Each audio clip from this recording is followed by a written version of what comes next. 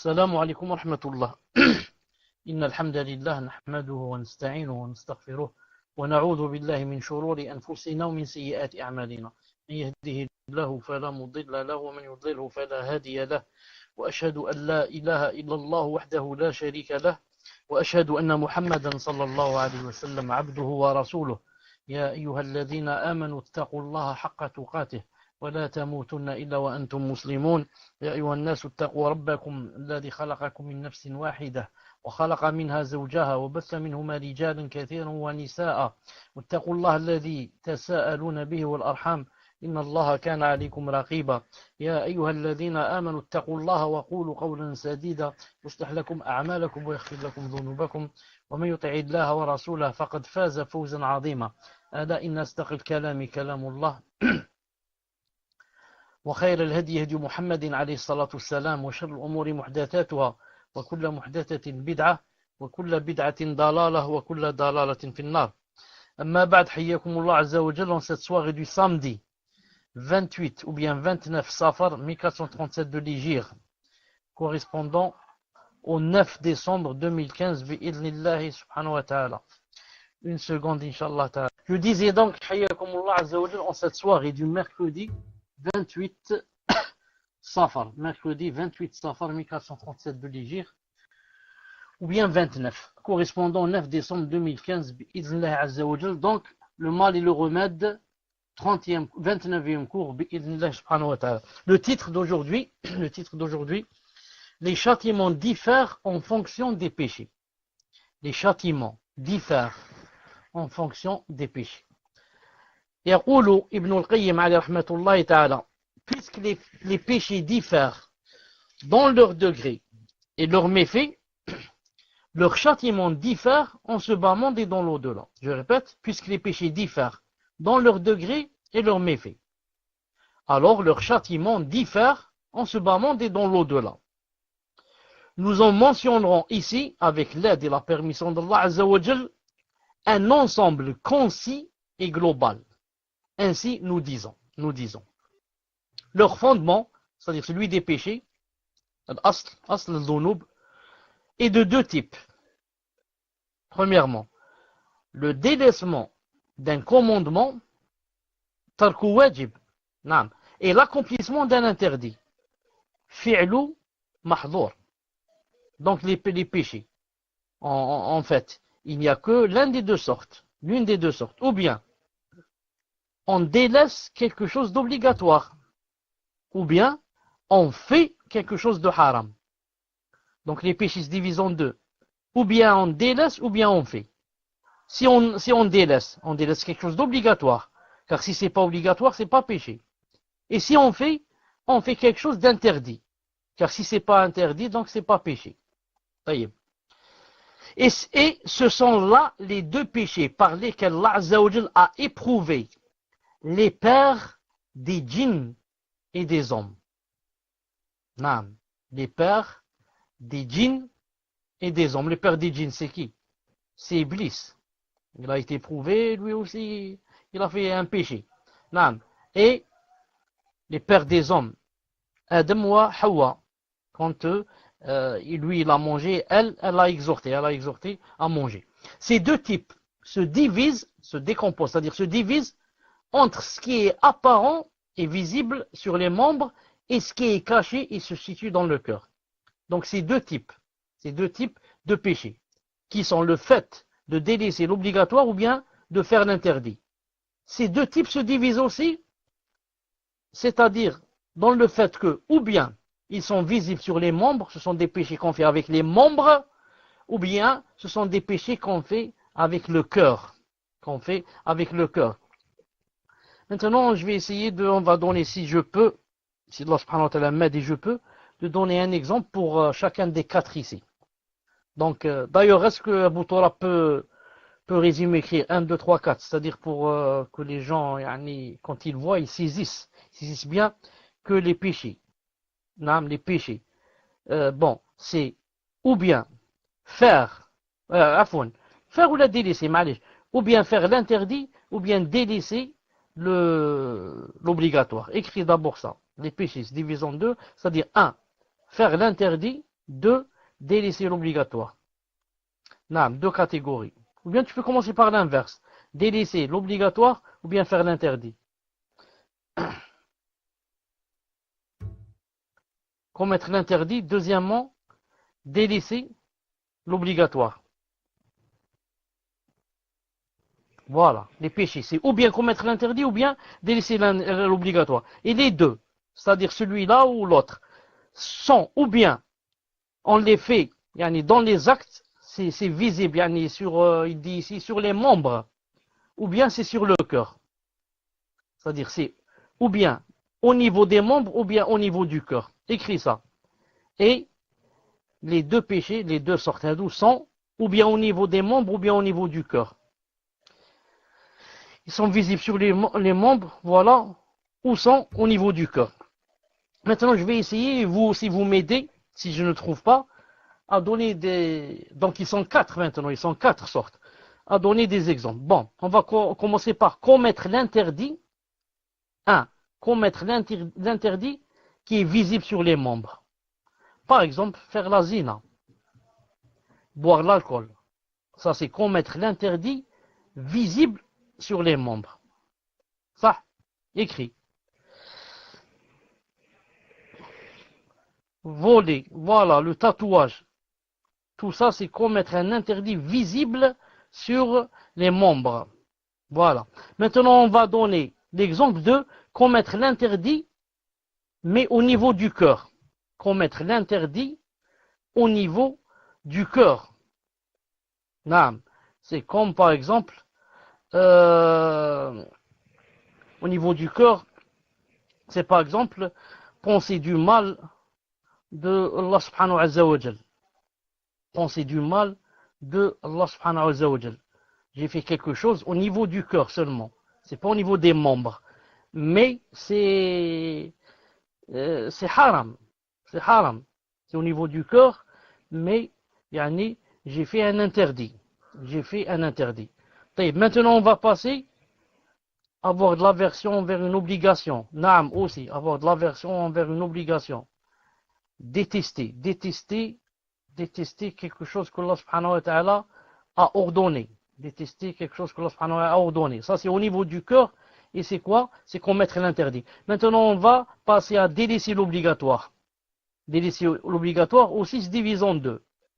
Le délaisser au niveau des membres, ou bien le délaisser au niveau du cœur. Au niveau du membre, au niveau des membres, par exemple, ça peut être par exemple, pour une femme ne pas se voiler. Pour une femme, délaisser le voile. Donc, c'est délaisser quelque chose d'obligatoire au niveau des membres. Délaisser le voile. Délaisser aussi la salate. C'est au niveau des membres. Je ne l'ai pas fait. Non. Une seconde. Une pause. Une seconde. Salam alaikum. Donc, je reviens au cours. Ensuite, qu'est-ce qu'il reste? Délaisser l'obligatoire sur les membres. Ne pas se voiler, etc. pour une femme. Ensuite, qu'est-ce qu'il y a? Commettre l'interdit. Où est-ce qu'on est exactement? Attends, j'oublie où est-ce qu'on est. On est à 10 obligatoires. Maintenant, délaisser l'obligatoire au niveau du cœur. Voilà, délaisser l'obligatoire au niveau du cœur. Par exemple, délaisser l'obligatoire qui est, par exemple, je donne un exemple, attester qu'Allah Azza wa Jal est au-dessus de son trône. Attester qu'Allah Ta'ala est au-dessus de son trône. Toi, tu délaisses ça. Tu dis non. Dans ton cœur, tu dis, même sans parler avec quelqu'un, tu dis Allah Ta'ala est partout. Il n'est pas au-dessus du trône. Donc, tu as délaissé quelque chose d'obligatoire. Au niveau du cœur. Il dit ici. Il dit ces deux types qu'on vient de citer se divisent entre ce qui est apparent et visible sur les membres et ce qui est caché et se situe dans le cœur. Mais également, il se divise aussi entre ce qui est lié au droit d'Allah Azza wa Jal ou au droit de ses créatures. Donc, les péchés se divisent aussi d'un autre côté aussi, comme on dit en arabe, bi'tibarin akhar. Donc, ils se divisent aussi d'un autre côté, péchés qui ont rapport au droit d'Allah Azza wa Jal et péchés qui ont rapport au droit des créatures, au droit des créatures. Il dit ici, même si tout droit de ses serviteurs, c'est-à-dire des créatures, englobe le droit d'Allah Azza wa Jal. Ça, comment c'est devenu ton droit, si ce n'est pas que Allah Ta'ala a fait que ça soit un droit pour toi. Tu ne peux pas, toi, être moucher et légiférer. Allah Ta'ala a légiféré que cette chose est un droit pour toi. Non. Ici, il dit, mais on a nommé cela droit des serviteurs, droit des ibad, des serviteurs. Pourquoi? Pour faire la différence, car il est obligatoire de le respecter s'ils le demandent. Et cela n'est pas obligatoire s'ils y renoncent. C'est pour cela que les savants divergent, par exemple, dans le fait que si quelqu'un, par exemple, a volé, s'il a volé plus de, comme vous savez, un quart de dinar en or, on lui coupe sa main. Imaginez maintenant qu'il m'ait volé moi, naam, yani personnellement, ensuite il est venu demander des excuses, etc. Et le juge, ou le calife, ou là, est au courant. Naam. Est-ce que ça, c'est un droit d'Allah ou c'est un droit du serviteur? Si c'est un droit d'Allah, il faut lui couper la main, coûte que coûte. On ne laisse pas un droit d'Allah. Si c'est un droit du serviteur, donc si moi je lui pardonne, on ne lui coupe pas la main. Si moi je lui pardonne, on ne lui coupe pas la main. Donc c'est d'après, est-ce que cette chose, c'est un droit du serviteur ou bien un droit d'Allah? Droit d'Allah, pas de concession. Droit du serviteur, s'il ne le demande pas, ou bien il pardonne, on ne le fait pas. S'il y renonce, il tombe. Naam. Il dit ici, ensuite les péchés se divisent en 4 catégories. Les péchés ayant trait à la seigneurie et la royauté. Ensuite, deuxièmement, les péchés ayant trait à Satan, Shaitan. Troisièmement, les péchés ayant trait aux bêtes sauvages. Et quatrièmement, les péchés ayant trait aux animaux. Voilà, les péchés se divisent en 4 catégories. Ceux ayant trait à la royauté et la seigneurie, ceux ayant trait à Satan, ceux ayant trait aux bêtes sauvages et ceux ayant trait aux animaux. Premièrement, les péchés ayant trait à la royauté et à la seigneurie. Ces péchés consistent à commettre, à s'adonner à ce qui ne convient pas, des attributs de seigneurie. Donc, les péchés ayant trait à la royauté et à la seigneurie, c'est que tu te donnes des attributs qui en fait n'appartiennent qu'à la seigneurie et à la royauté. Non, et à la royauté. Comme, exemple, se donner, ou s'adonner à l'attribut de la grandeur,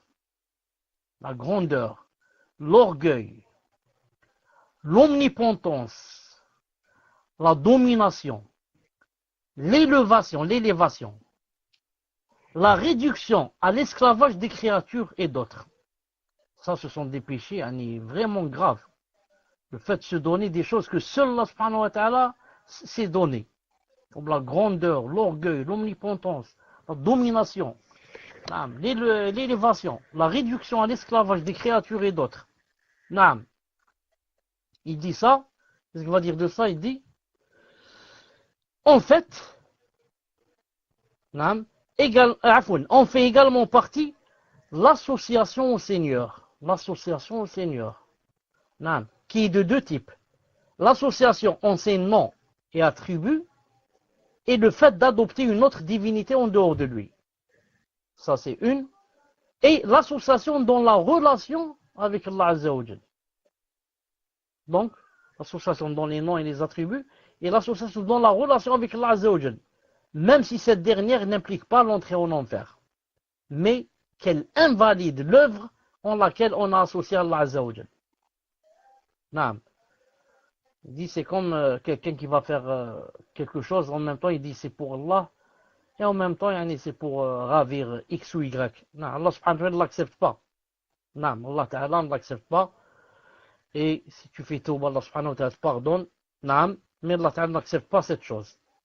Cette catégorie est la plus grande des formes de péché, dont fait partie le fait de parler d'Allah Azza wa Jal sans science. Aussi, parmi les grands péchés, de parler d'Allah Azza wa Jal sans science, en ce qui concerne sa création et aussi en ce qui concerne son ordre. Le fait de parler d'Allah Azza wa Jal sans science, en ce qui concerne sa création et aussi en ce qui concerne son ordre, l'ordre, sa sharia. Celui qui compte parmi les adeptes de ses péchés aura contesté Allah Azza wa Jal dans sa seigneurie et son royaume. Et il lui aura attribué un égal. C'est là le plus grand des péchés auprès d'Allah Azza wa Jal. Et aucune œuvre n'est utile pour celui qui le commet. Aucune œuvre n'est utile pour celui qui le commet. Allah Azza wa Jal a dit dans le Coran, وَلَقَدْ أُوحِيَ إِلَيْكَ وَالَّذِينَ مِنْ قَبْلِكَ لَئِنْ أَشْرَكْتَ لَيَحْبَطَنَّ عَمَلُكَ.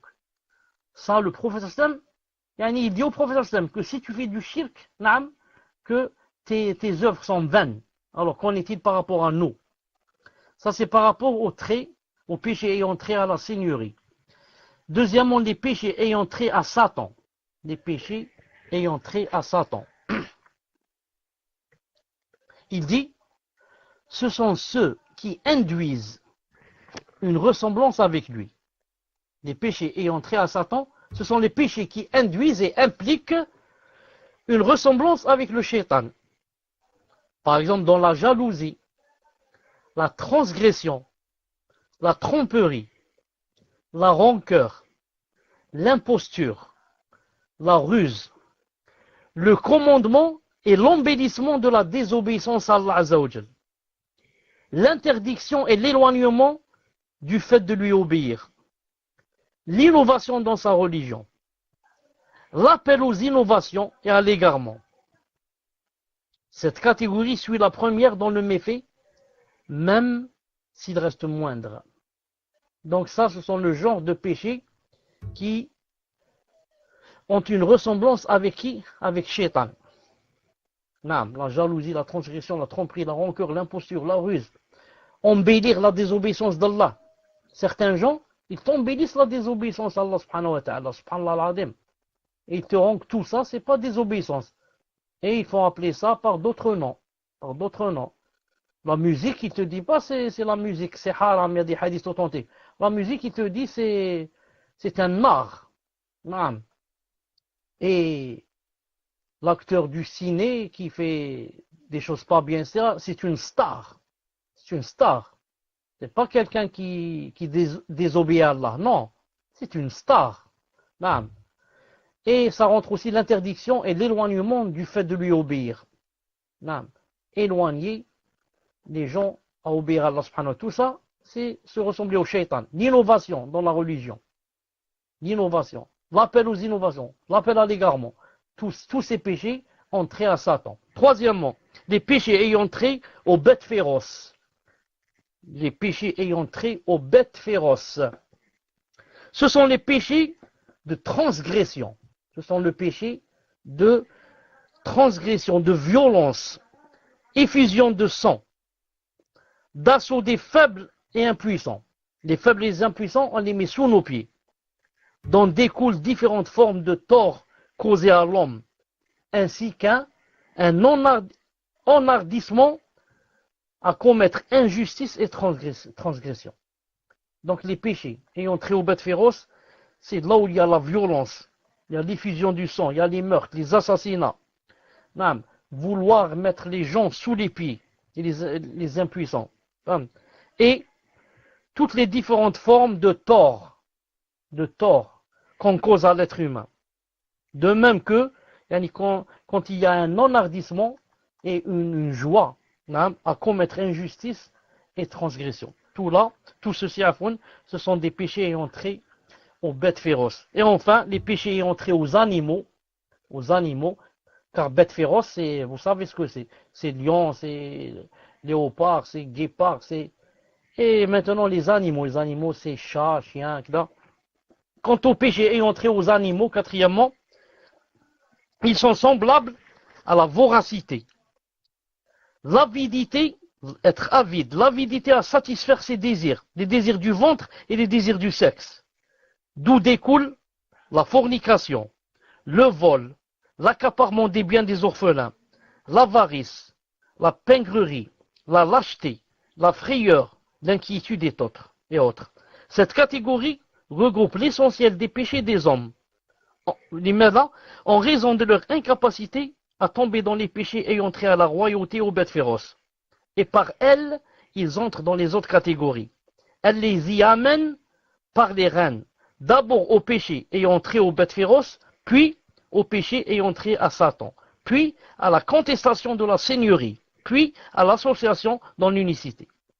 Celui qui médite cela comme il se doit, constatera que les péchés constituent un couloir menant au shirk, au polythéisme, à la mécréance, à la contestation d'Allah Azza wa Jal de sa seigneurie. Donc c'est pour ça que le titre c'est quoi? Le titre, les châtiments diffèrent en fonction des péchés. Les châtiments diffèrent en fonction des péchés. Si c'est un petit péché, c'est un petit châtiment. Si c'est un grand péché, c'est un grand châtiment. Parce qu'il y a des gens qui s'étonnent, ils te disent comment Allah subhanahu wa ta'ala, le tout miséricordieux, le très miséricordieux, Arhamur Rahimin, et subhanallah al-azim, yawm al-qiyamah, il va rentrer certains gens éternellement en enfer. Éternellement. C'est trop. Éternellement, c'est beaucoup. Allah Azza c'est Arhamur Rahimin. Je dis entre parenthèses, même si ça a poussé certains savants, mieux encore certains grands savants, à dire que viendra un jour où l'enfer se terminera, il n'y aura plus d'enfer. Et que les gens deviendront poussière et deviendront néant quand ils auront terminé leur punition, par exemple. Certains grands savants ont dit ça, même si c'est pas ça la vie de la plupart, de la majorité des savants des salafs. Tous ils disent que le paradis, l'enfer resteront éternellement.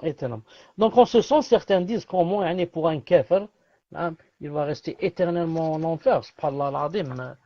Qu'est-ce qu'il a fait? En fait, ce qu'il a fait aussi, c'est très grave. Celui qui t'a créé, il t'a fait exister du néant. Tu n'existais pas du tout, t'a fait exister. Non. Il t'a donné, mashallah, ce qu'il t'a donné. Ce corps avec ses yeux, avec ses mains, avec ce ventre, ce cerveau, mille et une choses. Ça en toi, seulement en toi. Ensuite, il t'a donné, c'est ce que tu manges, ce que tu bois, différentes sortes de délices, et à la fin, tu le renais. Tu le renais. C'est comme si, je ne sais pas, moi, j'ai construit un château. Quand je le termine, c'est toi qui viens habiter, tu rentres de force, tu ouvres la porte de force, tu rentres, tu t'installes, et tu profites de tout ce qu'il y a à l'intérieur du château. Et moi, tu me renies. Si c'est possible, même tu me jettes en prison. Donc, tu me renies, je suis rien pour toi. Alors que c'est mon château, et tu profites de mon château. Ça, c'est un petit château. Et je t'ai pas créé. Allah Ta'ala qui t'a créé. Tu vis sur sa terre, tu vis dans son comment ça s'appelle? Son monde. Sous son ciel. Sur son sol. Tu respires son air, tu bois son eau. Tu manges sa nourriture qu'il a créée, lui. Ses fruits, c'est ceci, cela. Et à la fin, tu dis, il n'y a pas, et tu l'insultes. Subhanallah. C'est pour cela que, si tu vas bien méditer, tu vas trouver que ça correspond avec l'éternité en enfer. Ça correspond. Il n'y a pas plus grave que cela. C'est pour cela que aussi, tout péché, sans exception, à part le shirk, Allah subhanahu wa ta'ala, et ce qui lui ressemble,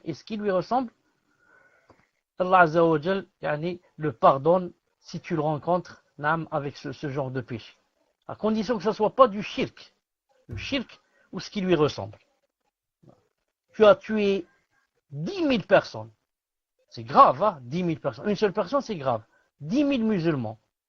Mais Allah Ta'ala peut te pardonner s'il veut. Tu as volé des milliards. Allah Ta'ala, s'il veut, il te pardonne. Tu as fait la zina. On ne peut pas compter les femmes. Allah Ta'ala peut te pardonner s'il veut. Et même il te pardonne si tu es sincère. Non. Mais si tu viens avec le shirk, non. Le shirk, il a dit je pardonne pas. Non. Je pardonne pas, c'est-à-dire si tu viens avec le shirk. Bien sûr, si tu fais la tauba avant de mourir, Inch'Allah Ta'ala, il n'y a pas de problème.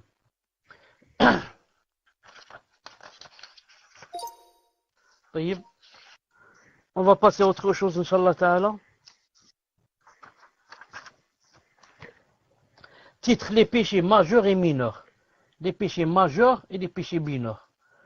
Les péchés se divisent aussi d'un autre côté en péchés majeurs et péchés mineurs. Voilà. Et la différence, c'est que les péchés majeurs, si quelqu'un fait un péché majeur, ça suffit pas de dire astaghfirullah. Mais encore faut-il faire tawban nasuh. Faut-il faire le repentir sincère qui comprend, comme vous le savez, 5 conditions. Quant au péché mineur, si on demande à Allah Ta'ala et le cœur est présent, on lui demande de nous pardonner, ça suffit. Il dirait à Allah Subhanahu wa Ta'ala, je regrette, usmahli wa kada, ighfirli wa arhamni. Allah Subhanahu wa Ta'ala pardonne bi'idhnillah Subhanahu wa Ta'ala si on est sincère avec lui. طيب. Il dit, le Coran, la Sunna, l'unanimité des compagnons, de leurs successeurs et des imams après eux, indique que les péchés peuvent être majeurs ou mineurs. Allah Azza wa Jalla dit dans le Coran, Surat Al-Najm, verset 32, Alladina yajtanibuna kaba'ir al-ithmi wal-fawahish, illa al-lamam. Il a dit, ceux qui évitent les plus grands péchés, ainsi que les turpitudes, et qui ne commettent que des fautes légères. Donc, qu'est-ce qu'il a dit? Ceux qui évitent les plus grands péchés, ainsi que les turpitudes. Ensuite, il a dit, et, voilà, et qui ne commettent que des fautes légères. Donc, dans ce verset, Allah Azza wa Jalla a divisé les péchés en deux. Il a dit, ceux qui évitent les plus grands péchés, et à la fin, il a dit, et ne commettent que de fautes légères. Donc, il y a les grands péchés, et il y a les péchés légers, les petits péchés. Le prophète a dit dans un hadith authentique, rapporté par Muslim, numéro 233, il a dit, les 5 prières d'un vendredi à l'autre, d'un jeûne de Ramadan à l'autre, expient les péchés commis entre-temps. Et ce, tant qu'on s'écarte des péchés majeurs. Qu'est-ce qu'il a dit à sallam? Les 5 prières. Non, les 5 prières. Ensuite, il a dit, d'un vendredi à l'autre, d'un jeûne de Ramadan à l'autre, expie les péchés commis entre-temps, et ce, tant qu'on s'écarte des grands péchés. C'est-à-dire, quand tu fais une prière, Dhuhr par exemple, ensuite tu fais les petits péchés. Quand tu vas faire Asr, Allah Azza wa Jal, t'efface les péchés. Ensuite, Salat al-Asr, tu as terminé Salat al-Asr. Entre Asr et Maghrib, tu vas faire des péchés. Quand tu vas prier Maghrib, il va t'effacer les péchés de commis entre Asr et Maghrib. Quand c'est vendredi, prière du vendredi, jusqu'à l'autre vendredi, tout ce que tu fais pendant la semaine, quand tu vas prier l'autre vendredi, Allah Ta'ala te pardonne tous les péchés qu'il y a entre les deux. Quand tu jeûnes, c'est le Ramadan. Jusqu'à l'autre Ramadan, toute cette année, Allah Ta'ala expie les péchés qu'il y a entre Ramadan et Ramadan. À condition quoi? Disait le hadith, et ce, tant qu'on s'écarte des péchés majeurs. Tant qu'on ne fait pas les grands péchés. Donc ce hadith rapporté par Muslim montre bien que il y a les petits péchés et il y a les grands. Et que les petits péchés, juste, compris, juste qu'on jeûne, juste qu'on fait le Jumu'ah, Allah Ta'ala les pardonne. Alhamdulillah, c'est une grande ni'ma. C'est une grande ni'ma. Regardez celui qui ne prie pas, par exemple. À part qu'il fait le grand péché de ne pas prier, les petits péchés qu'il va amasser, ils vont s'amasser jusqu'à devenir comme des montagnes. Parce qu'il n'a pas les prières ou là pour les annuler. Ces actes expiatoires sont de 3 degrés. Le premier acte expiatoire concerne les actes que ne peuvent expier les péchés majeurs. Qui ne peuvent expier les péchés majeurs. En raison de leur faiblesse. La faiblesse de la sincérité et du respect de leurs conditions, c'est à peu près comme le remède qui est faible. Un médicament faible, qui ne peut lutter contre la maladie. ni dans sa quantité, ni dans sa nature. Ça, c'est le premier acte expiatoire. Deuxième, ça concerne les actes capables de lutter contre les péchés mineurs, mais ne peuvent s'élever jusqu'à l'expiation de quoi que ce soit de péché majeur. C'est juste pour les péchés mineurs. Le deuxième, ça ne peut pas expier des péchés majeurs. Le troisième, ça concerne les actes capables d'expier les péchés mineurs et qui gardent une force capable d'expier certains péchés majeurs. Il dit, médite sur cela. Médite. Médite sur cela, et ça te permettra de lever de nombreux problèmes. Le prophète alayhi salam a dit dans un hadith authentique, il a dit, voulez-vous que je vous informe des plus grands péchés majeurs? Bien sûr, ô messager d'Allah. Il répondit, l'association à Allah, la désobéissance aux parents et le faux témoignage, rapporté par Bukhari et Muslim. Donc je répète le hadith, voulez-vous que je vous informe des plus grands péchés majeurs? Bien sûr, ô messager d'Allah. Le premier, l'association à Allah Azza wa Jal. Le deuxième, la désobéissance aux parents. Troisième, le faux témoignage. Donc remarquez que parmi les grands péchés, parce qu'ici il parle des péchés majeurs, grands péchés, parmi les grands péchés, il y a de plus grands. Donc les grands péchés eux-mêmes, parmi eux, il y a les plus grands et il y a les grands. Les plus grands, c'est quoi? L'association à Allah Azza wa Jal, la désobéissance aux parents et le faux témoignage. Ce qu'il faut savoir, c'est que à chaque fois qu'il y a un péché qui est grave, ça veut dire que son contraire est aussi très grand en récompense. C'est une règle. Quel est ici le plus grand péché? L'association à Allah. Donc son contraire, c'est quoi? Le tawhid. Tawhid, c'est l'une des portes par laquelle on peut avoir les plus grandes récompenses. Qu'est-ce qu'il y a après? La désobéissance aux parents. Donc l'obéissance aux parents. Tu obéis aux parents, c'est une porte par laquelle tu peux avoir les plus grandes récompenses. Et le faux témoignage. Témoigner de la vérité. Aller témoigner de vérité et ne pas faire le faux témoignage. C'est une des portes par laquelle tu peux entamer et avoir de très très grandes récompenses. Naam. Il a dit également, alayhi salam, éloignez-vous des 7 péchés mortels. Éloignez-vous des 7 péchés mortels. Rapporté par Bukhari et Muslim. Bukhari 6465 et Muslim 89. Quels sont-ils, ô messager d'Allah? Il répondit, l'association à Allah, la sorcellerie, troisièmement, l'assassinat d'une personne dont Allah a interdit le meurtre, si ce n'est de plein droit. Quatrièmement, l'accaparement des biens des orphelins. Cinquièmement, la consommation de l'usure, riba. Sixièmement, la fuite au combat. Et septièmement, l'accusation de fornication portée contre des croyantes chastes et innocentes. Voilà, je les répète, les péchés mortels. Que Allah Ta'ala nous en préserve. Le premier, l'association à Allah Ta'ala. Le deuxième, la sorcellerie. Combien de familles ont des mères et des sœurs et des filles qui vont chez les sorciers, chez les sorcières. Péché mortel. Si la personne ne fait pas tauba avant de mourir, vraiment très grave pour elle. Et tu trouves la vieille mskina, on lui a rempli la tête que comme quoi, elle ne fait pas quelque chose de grave, c'est juste pour me montrer ceci et cela. Astaghfirullah. La sorcellerie.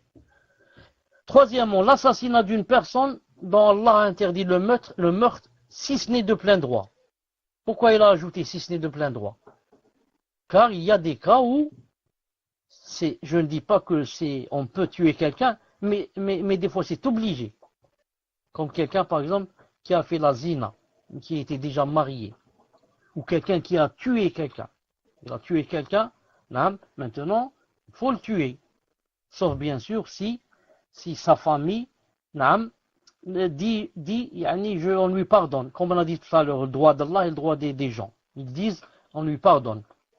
Et des fois même, si la famille dit, on pardonne à cette personne d'avoir tué notre enfant par exemple, c'est possible pour le calife de tuer la personne. Non, même si sa famille, la famille du défunt lui ont pardonné. Et ça rentre des fois dans ce qu'on appelle siyasa shar'iyya. Le calife dit, parce que si je ne le tue pas, alors tout le monde par exemple va faire comme lui, et tout le monde va lui pardonner. Moi je le tue parce que je vois que maintenant, il y en a beaucoup qui tuent des gens. Donc je vais leur donner une leçon.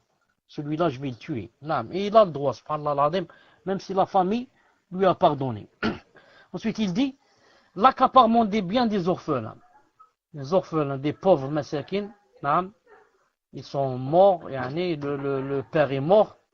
Et les savants disent, pour qu'on dise de lui yatim, il faut que ce soit le père qui soit mort. Ce n'est pas la mère, le père, pour qu'on dise de lui orphelin. Donc, on lui prend maintenant ses biens. Il vit chez son oncle, ou chez son cousin, ou là. Et Meskin, c'est un enfant. Il n'est au courant de rien, il ne sait même pas que son père lui a laissé des biens. L'argent dans la banque, ou bien des usines, ou je ne sais quoi. Et celui qui vit chez lui, il en profite. Il dit tant qu'il est jeune, il ne sait pas. Et il achète des choses pour lui, des voitures, des je ne sais quoi.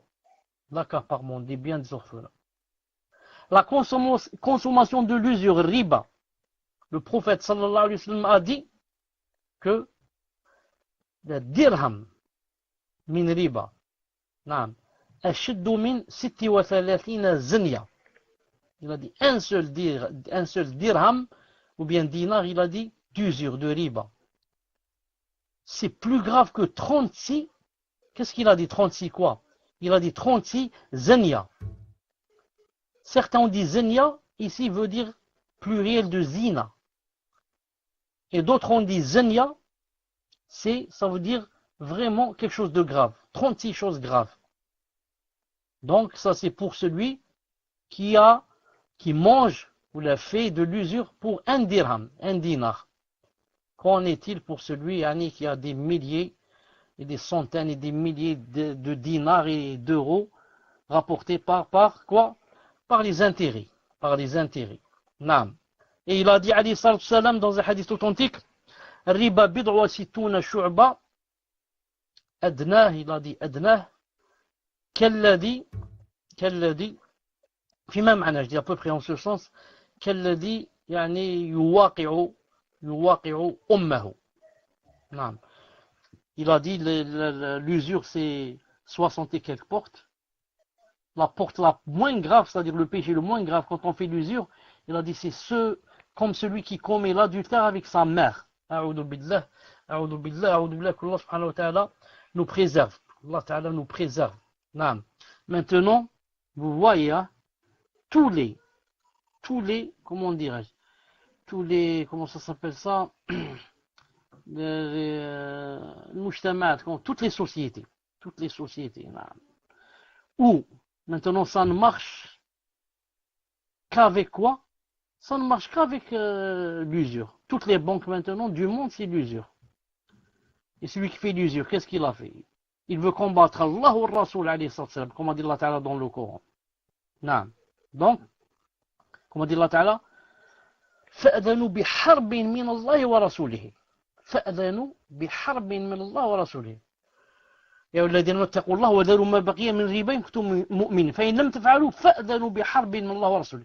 Allah Ta'ala dit, vous les croyants, si vous croyez en Allah subhanahu wa ta'ala, éloignez-vous de cette riba.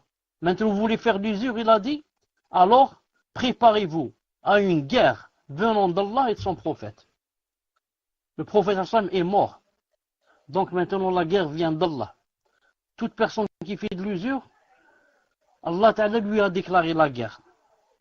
Est-ce que je dis à celui qui fait l'usure, est-ce que quelqu'un peut tenir quand c'est Allah Ta'ala qui lui fait la guerre? Est-ce que quelqu'un peut tenir?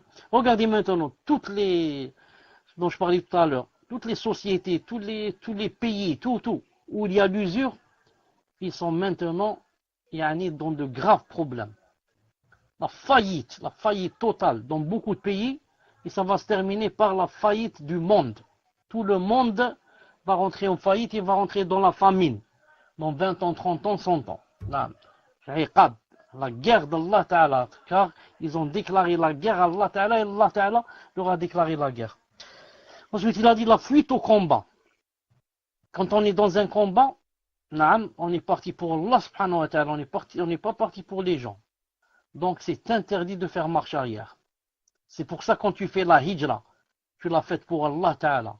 C'est interdit de faire marche arrière et de dire je reviens dans mon pays. Il a dit ici la fuite au combat. Tu es parti pour Allah subhanahu wa ta'ala.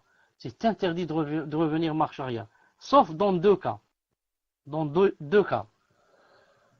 Illa, comme il a dit dans le ou bien c'est pour il y a par exemple un groupe qui est derrière, donc je reviens vers eux pour être avec eux, par exemple, ne pas être seul comme ça, je reviens marche arrière, mais c'est pas pour fuir, pour rattraper. Il y a un groupe qui est à 1 kilomètre derrière moi, mais ils sont bien préparés, et ils font partie de moi, je fais partie d'eux, c'est le même groupe. Au lieu de rester seul là, ils vont me couper la tête, je reviens, c'est pas vrai. Salam alaikum, Cheikh, vous avez perdu le micro. Assalamu alaikum wa rahmatullahi wa barakatuh. Donc on attend Cheikh, alhamdulillah, Cheikh est revenu. Donc tafadhal ya Cheikh. Wa jazakallahu khayran. Assalamu alaikum, est-ce que vous m'entendez? Alhamdulillah. Donc je ne sais pas ce qui s'est passé, je me suis trouvé carrément dehors et le salon fermé. Je ne sais pas ce qui s'est passé. J'espère que je rentre pas dans les fuyards. Je rentre pas dans les fuyards, ceux qui ont fui. Donc, puisque je me suis trouvé dehors, j'ai profité pour vous ramener le verset dont je suis en train de parler maintenant. Le verset dont je suis en train de parler. Celui qui dit que c'est permis, s'il y a deux raisons. Une seconde. Qu'est-ce que je fais? Voilà. Donc il dit ici ومن يوليهم يومئذ دبره إلى متحرف لقتال أو متحيز إلى فئة فقد باء بغضب من الله ومأواه جهنم بئس المصير. Quiconque ce jour-là leur tourne leur dos, il est dans la bataille, à moins que ce soit par tactique de combat ou pour rallier un autre groupe. Voilà les deux conditions pour lesquelles c'est permis de revenir marche arrière. C'est-à-dire pour tactique de combat. Je reviens, mais c'est pour, comme on dit, pour mieux sauter. Ou alors pour rallier un autre groupe.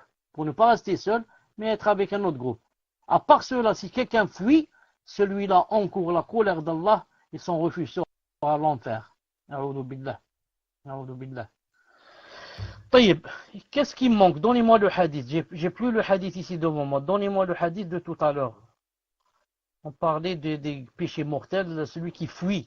Il fuit pendant le combat. Donnez-moi le hadith. Qu'est-ce qu'il reste encore? Il reste une chose ou deux. Taïb. Et la consommation de l'usure, la fuite au combat et l'accusation portée contre les croyantes chastes et innocentes. Beaucoup croient que ceci n'est valable que si un homme parle d'une femme en mal. Alors que l'inverse est aussi valable. Si on parle aussi d'un homme, un homme parle d'un homme, il dit, il fait zina, etc., alors que c'est pas vrai. Ou alors une femme parle d'un homme, elle dit celui-là, il fait la zina, etc., alors que c'est pas vrai. Tout cela, ça rentre dans les péchés mortels. Car il n'y a pas de différence entre un homme ou une femme. Un homme qui fait la zina, c'est pas bien aussi. C'est grave aussi. C'est sale, ça. La même chose, comme pour l'homme, comme pour la femme. Alors celui-là, il a fait un péché mortel qu'Allah subhanahu wa ta'ala nous préserve. Ensuite, il dit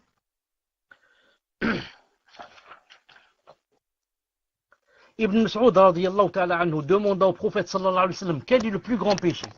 Il a répondu alayhi sallam que tu donnes un égal à Allah alors que c'est lui qui t'a créé. Et ensuite on lui dit, il a dit que tu tues ton enfant de crainte qu'il ne partage ta nourriture. Et ensuite on demanda, il dit que tu commettes rapporté Bukhari. Alors Allah Ta'ala a confirmé cela dans le verset où il dit وَالَّذِينَ لَا يَدْعُونَ مَعَ اللَّهِ إِلَهًا آخَرَ وَلَا يَقْتُلُونَ النَّفْسَ الَّتِي حَرَّمَ اللَّهُ إِلَّا بِالْحَقِّ وَلَا يَزْنُونَ وَمَنْ يَفْعَلْ ذَلِكَ يَلْقَى أَثَامًا. C'est-à-dire, sourate Al-Furqan, verset 68, ceux qui n'invoquent pas d'autres dieux avec Allah et ceux qui ne tuent pas la vie qu'Allah a rendue sacrée sauf à bon droit et ceux qui ne commettent pas la fornication. Car quiconque fait cela encourra une punition. Donc d'après Abdullah ibn Mas'ud, qu'est-ce qu'il a dit? Le plus grand péché, tu donnes un égal à Allah, alors que c'est lui qui t'a créé. Ensuite, tu tues ton enfant, de crainte qu'il ne mange avec toi. Ensuite, tu commettes l'adultère avec qui? Avec l'épouse de ton voisin. Déjà, avec une étrangère qui n'est pas ta voisine, c'est très grave. Si tu étais déjà marié une fois, on te lapide jusqu'à la mort. Si tu n'es pas marié, sans coup de fouet. Alors, qu'en est-il maintenant? Si c'est qui? C'est l'épouse de ton voisin. L'épouse de ton voisin, c'est vraiment très grave. On a cité la fois passée, celui qui fait ça, il sait quoi son châtiment? Qu'Allah Ta'ala ne lui parle pas, Yawm al-Qiyamah ne le purifie pas et ne le regarde pas. Taïb, qu'Allah Ta'ala nous préserve. Il a dit ici, on a divergé en deux avis concernant les péchés majeurs, quant à savoir s'ils étaient d'un nombre déterminé. Car les savants ont divergé par rapport à leur nombre, les péchés majeurs. Est-ce qu'ils ont un nombre? Est-ce qu'on les connaît par le had ou bien par le had? Est-ce qu'on connaît les péchés majeurs par le had avec H ou bien par le had avec Ain? Naam. Si c'est par le had, c'est-à-dire ils ont des limites, hudud. Naam. Ou bien tu fais ça, c'est péché majeur. Ou bien par le had, on va les compter. Ils sont 10, ils sont 20, ils sont 30, ils sont 50. Ensuite, ceux qui ont été d'avis qu'ils étaient d'un nombre déterminé, had, ont divergé sur le nombre. Pour Abdullah ibn Mas'ud, ils sont au nombre de 4. Pour Abdullah ibn Omar, les péchés majeurs sont au nombre de 7. Pour Abdullah ibn Amr ibn al-As, ils sont au nombre de 9. Pour d'autres, ils sont au nombre de 11. Et pour d'autres, encore 70. Abu Talib al-Makki, rahimahullah ta'ala, a dit, j'ai rassemblé les propos des compagnons à ce sujet. Et j'ai constaté que 4, il y a des grands péchés, concernent le cœur. Ce sont l'association à Allah, la persistance dans le péché, le désespoir de la miséricorde d'Allah et la sécurité éprouvée devant la ruse d'Allah. 4 autres grands péchés concernent la langue. Ce sont le faux témoignage, la calomnie des femmes chastes, le faux serment et la sorcellerie. 3 grands péchés concernent le ventre, la consommation de vin, la consommation des biens de l'orphelin et l'usure. Et 2 grands péchés concernent le sexe, la fornication et l'homosexualité. Et 2 grands péchés concernent les mains, le meurtre et le vol. Et un grand péché concerne les jambes, la fuite lors du combat. Et un grand péché concerne l'ensemble du corps, la désobéissance aux parents. Taïb.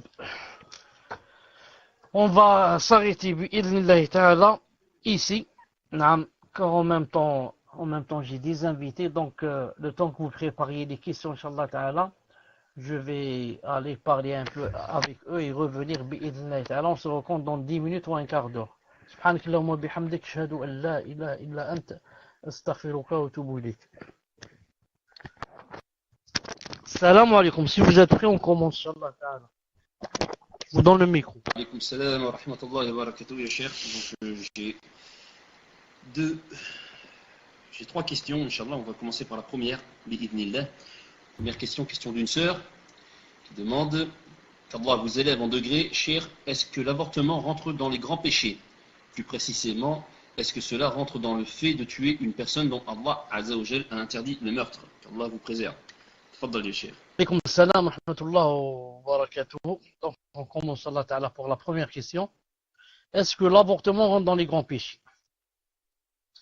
Plus précisément, est-ce que cela rentre dans le fait de tuer une personne dont Allah a interdit le meurtre? qu'Allah vous préserve. طيب.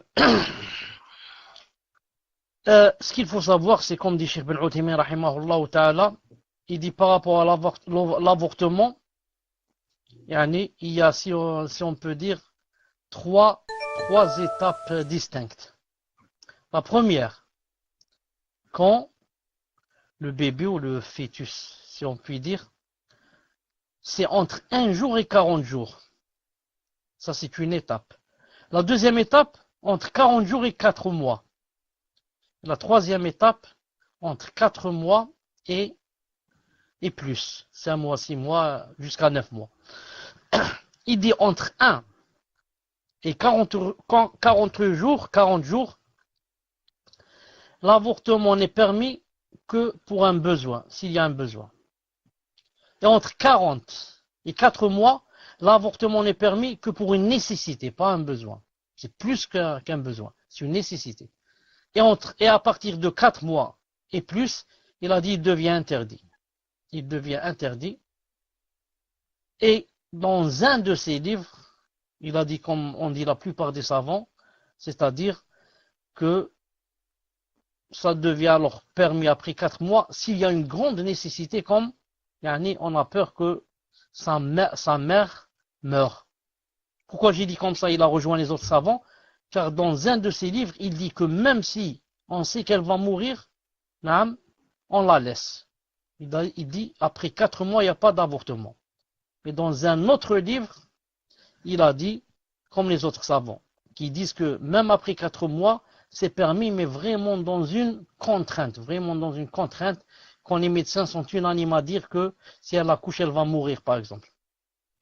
Donc, maintenant, si on va prendre de ce qu'a dit Cheikh Ben Uthaymin, après les 4 mois, on rentre dans l'un des grands péchés. S'il n'y a pas vraiment la grande contrainte, bi'idhnillahi ta'ala. Tfaddal. Nous allons passer à la deuxième question. Donc la deuxième question. Qu'Allah vous récompense grandement, cher, pour tout le temps que vous nous accordez, ainsi que les admins. Dans le cours de samedi, page 167, il est dit qu'un cœur saint est préservé de toute jalousie. Toutefois, est-ce que ressentir de la jalousie est une grande. Je recommence. Toutefois, est-ce que ressentir de la jalousie est une grande tristesse quand nous rencontrons d'autres sœurs qui sont d'apparence plus pratiquantes que nous, et donc penser que peut-être Allah Azzawajal aime cette personne plus que nous? La question est la suivante.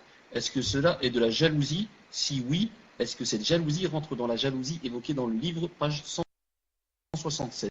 Barakallahu fik cheikh, wa jazakallahu khairan. Tafaddal cheikh. Donc d'abord, puisque c'est cité la page, je reviens à la page 167 pour jeter un coup d'œil. Une seconde. 67. Donc il est dit ici,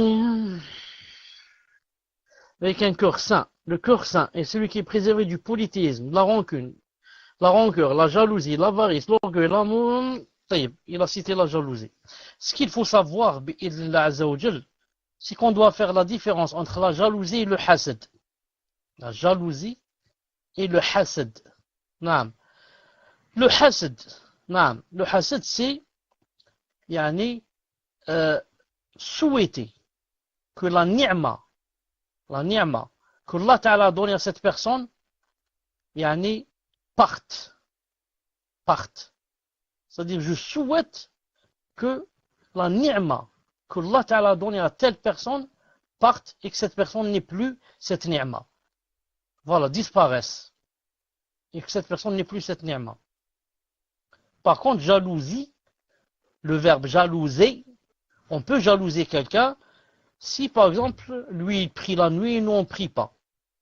C'est-à-dire, dans le cœur, je souhaite être comme lui. Je peux jalouser quelqu'un qui a de l'argent et qui donne sabilillah, alors que moi je suis un avare. Ça, c'est permis. C'est pour ça que le prophète il a dit la hasad, illa fi ithnayn. Pas de jalousie, pas de hasad, sauf dans deux choses. Quelqu'un auquel Allah Ta'ala a donné de l'argent et qui le donne à droite et à gauche, sabilillah. Quelqu'un auquel Allah Ta'ala a donné de la science et qui l'enseigne aux gens, etc. Donc toi, si tu vois quelqu'un et que tu veux le jalouser dans le din, c'est permis. En ce sens que tu souhaites être comme lui ou mieux. C'est permis. Naam. Mais si par contre, Allah Ta'ala a donné une ni'ma à une personne, et toi tu voudrais qu'Allah lui enlève cette ni'ma, ça rentre vraiment dans les péchés si ce n'est pas les grands. Naam. Donc il y a une différence entre vouloir être comme une personne qui est bien dans le din, et même dans la dunya, si elle travaille avec cette dunya fi sabilillah, comme un milliardaire qui donne son argent fi sabilillah, il y a différence entre ça et différence entre vouloir et espérer que Allah Ta'ala lui enlève la ni'ma. Il y a une grande différence entre les deux. Car moi, quand je vois quelqu'un qui est mieux que moi dans le din et que je le jalouse, je voudrais être comme lui. Mais jamais je n'ai dans le cœur que je souhaite que Allah Ta'ala lui enlève cette ni'ma. Non, je ne souhaite pas ça. Mais je voudrais juste que je sois comme lui. Ça c'est permis bi'idhnillahi subhanahu wa ta'ala. Si c'est comme j'ai dit, dans le din et dans quelque chose de noble, les nobles caractères, les nobles comportements bi'idhnillahi ta'ala. Wallahu azza wa jal a'lam. Tfaddal. Troisième question. Jazakallahu khayran, barakallahu fik ya Cheikh. Nous allons passer à la troisième question, question d'une sœur qui demande. Ma question porte sur le faux témoignage. Cheikh, un couple de convertis s'est marié religieusement et avant cela, chacun avait donné sa parole au tuteur qui a fait le aqd, qu'il ferait suivre cela par l'union à la mairie. Ils ont changé, c'est-à-dire tous les deux, ils ont changé d'avis en choisissant de repousser leur passage à la mairie en rapport à leurs parents qui ne sont pas musulmans.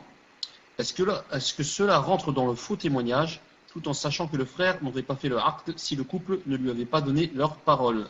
Jazakallahu khayran ya Cheikh. Tfaddal.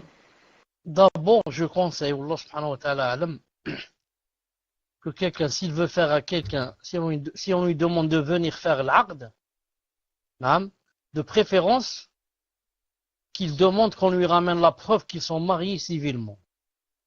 C'est comme ça qu'on fait ici en Algérie. En Algérie, moi ça fait des années que je fais pas le aqd de mariage. Mais si jamais quelqu'un me demande de lui faire que je veux lui faire, alors je lui demande la condition. Je lui dis, ramène-moi le livret de famille, que vous êtes marié à la mairie. Et Inch'Allah Ta'ala, je te fais l'aqd. Naam. Car je peux les marier comme ça, ensuite ils vont pas faire. Ils vont pas faire. Et toutes les conséquences, c'est moi qui les supporte, car c'est moi qui les ai mariés. C'est moi qui les ai mariés. Et le moyen. Ça ne rentre pas dans le faux témoignage. Ça peut rentrer dans, comment on dit ça, comment ça s'appelle en français, ikhlaf al-wa'd. C'est-à-dire, comment on dit ikhlaf al-wa'd? C'est-à-dire, on donne à quelqu'un, on lui dit par exemple, on se rencontre demain, ensuite je vais pas le voir. Comment ça s'appelle? Ikhlaf al-wa'd. Vous trouvez le mot en français? Changer d'avis? Non, c'est pas changer d'avis. Non. Ikhlaf al-wa'd. Ça rentre dans les signes de l'hypocrite. Ne pas tenir sa promesse. Pas tenir sa promesse. Ça peut rentrer dans le fait de ne pas tenir sa promesse. Quant au faux témoignage, c'est autre chose. Faux témoignage, je sais, par exemple, que tu es marié. Et je vais témoigner avec toi à la mairie comme quoi tu es célibataire. Voilà un faux témoignage. Ou le contraire. Tu es célibataire, je vais témoigner devant deux personnes, ou à la mairie, ou devant le juge, que tu es marié et que tu as même des enfants. Non. Faux témoignage. Je sais que cette maison appartient à X, et je vais témoigner avec Y qu'elle appartient à Y, pas à X. Faux témoignage. Non.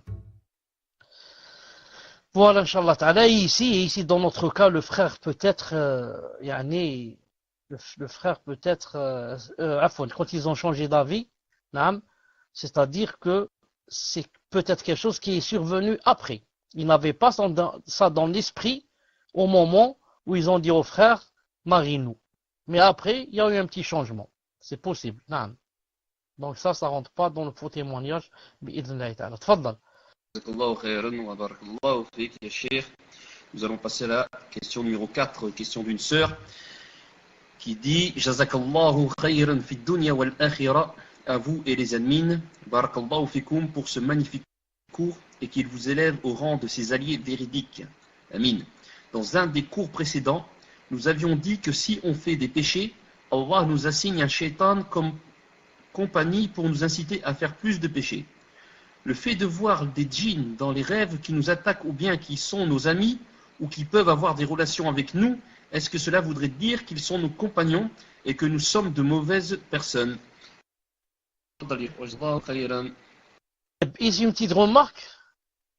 On dit, dans un des cours précédents, nous avions dit, Barakallahu fik pour nous avions dit, ce n'est pas vous avez dit. Comme on a dit une fois, ça rentre dans les adab. Nous avions dit que si l'on fait des péchés, Allah nous assigne un shaitan comme compagnie pour nous inciter à faire des péchés.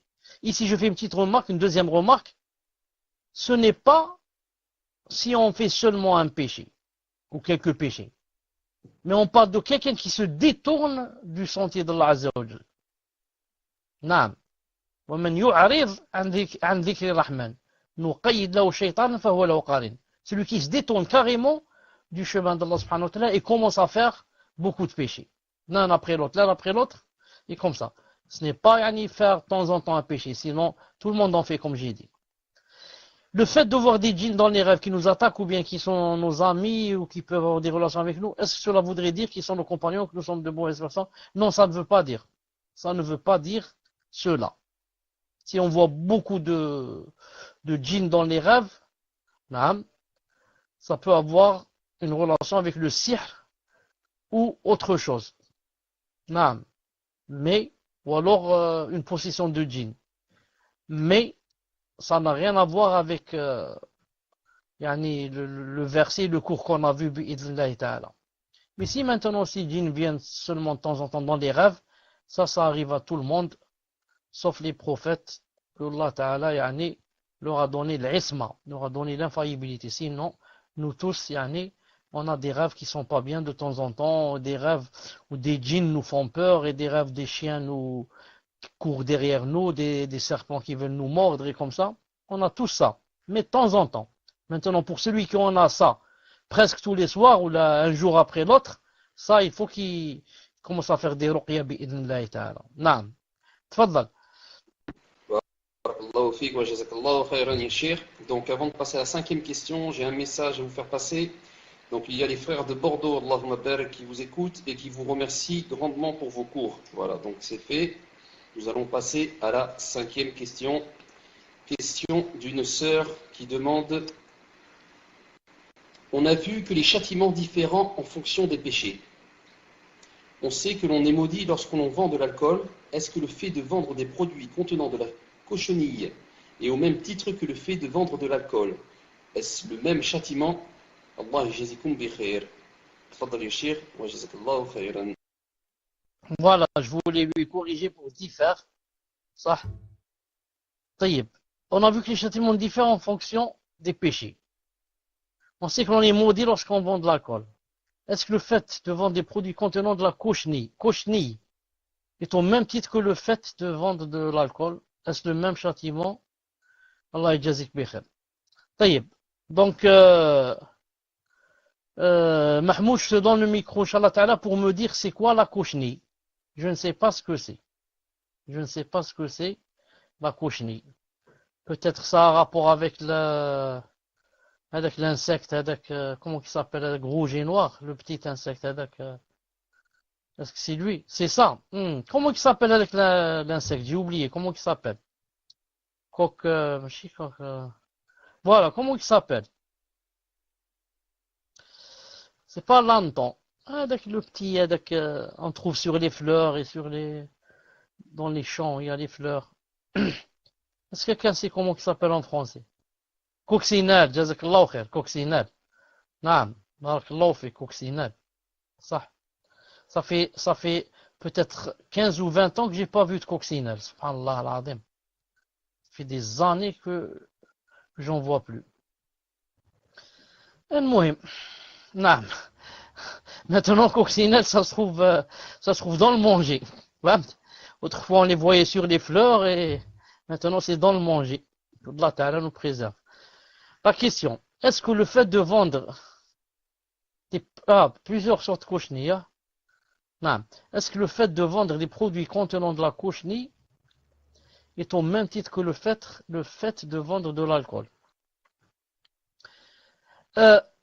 C'est la même chose dans le fait, comme dit Cheikh Ben Uthaymin, dans le fait que ça soit un péché. Mais ce n'est pas la même chose dans le fait du châtiment. Non. Car pour l'alcool, c'est citer la malédiction. C'est pas cité pour la koshni, ni pour autre chose, avec la gélatine, ni. C'est pas cité qu'il y a la malédiction. Donc on peut pas faire un qiyas ou quelque chose dans la malédiction. Mais par rapport au péché, on peut dire que c'est un péché. C'est la même chose dans le fait que on a fait un péché. Mais dire que on devient maudit, on ne peut pas dire cela, il faut une preuve. Il faut qu'il y ait un hadith ou un verset qui dit que celui qui vend ça devient maudit. Comme c'est cité par rapport à l'alcool. Naam. Wallahu azza wa jal a'lam. Hayyak Allah, tfadl pour la 6e question. Barakallahu fik, cher. Donc, Allah yahayik, Cheikh, barakallahu fik, wa jazakallahu khairan. Nous allons passer à la question numéro 6. Donc, numéro 6, question d'une sœur qui demande pour que les petits péchés entre deux prières soient pardonnés, faut-il avoir le khushu', la concentration dans la prière? Barakallahu fik, Cheikh, tfaddal. Le hadith, comme vous avez remarqué, n'a pas mis comme condition le khushu'. Donc si quelqu'un dit que pour que Allah Ta'ala pardonne entre les deux prières ce qu'on fait, il y a comme condition le khushu', on lui demande le dalil. On lui dit, ça c'est un rajout, tu as rajouté quelque chose par rapport au hadith. Donne le dalil. Il ne va pas trouver. Donc nous on se suffit au texte. Le texte a dit que toute personne qui fait des petits péchés, mais si elle s'éloigne des grands péchés, tout ce qu'il y a entre les deux prières, Allah Ta'ala l'annule. Et il n'a pas demandé quoi, le khushu'. Donc on reste sur le texte bi'idnillahi ta'ala sans rajouter quelque chose de notre part jusqu'à ce qu'il y ait une preuve bi'idnillahi ta'ala. Tfaddal pour la 7e question. Allahu fik, Cheikh. Nous allons passer à la 7e question. Question d'un frère qui demande, Ahsanallahu ilaykum, Cheikhana, je voudrais savoir quel est le péché le plus grave entre la désobéissance aux parents et les 6 grands péchés mortels qui viennent après le shirk. Qu'Allah vous préserve et vous accorde la réussite dans ce qu'il aime et agrée, ainsi qu'à tous ceux qui sont dans le salon. Je relis la question parce que quand j'ai entendu, j'ai pas bien compris. Je voudrais savoir quel est le péché le plus grave entre la désobéissance aux parents et les 6 grands péchés mortels qui viennent après le shirk. Naam. Taïb. Reprenez-moi, regardez le hadith si vous l'avez devant vos yeux et reprenez-moi. Parmi les 7 péchés mortels, le hadith n'a pas cité la désobéissance aux parents. Regardez et vérifiez et rendez-moi la réponse. Est-ce que parmi les 7 péchés, voilà, éloignez-vous des 7 péchés mortels, l'association, la sorcellerie, l'assassinat d'une personne, si c'était plein droit, l'accaparement des biens des orphelins, la consommation de l'usure, la fuite au combat, l'accusation portée contre les croyants, chasse. Et il n'y a pas, la désobéissance des parents. Par contre, le prophète, quand on lui a demandé, c'est quoi les plus grands péchés? Voulez-vous que je vous informe des plus grands péchés? Il a dit, les péchés majeurs, il a dit, l'association à Allah Azza wa Jal, la désobéissance aux parents, il faut témoignage. Non. Donc la désobéissance aux parents, quand vous voyez, il l'a quoi? Il l'a relié et il l'a attaché juste après l'association à Allah. Et l'association à Allah Azza wa Jal, c'est le plus grand péché. Absolument.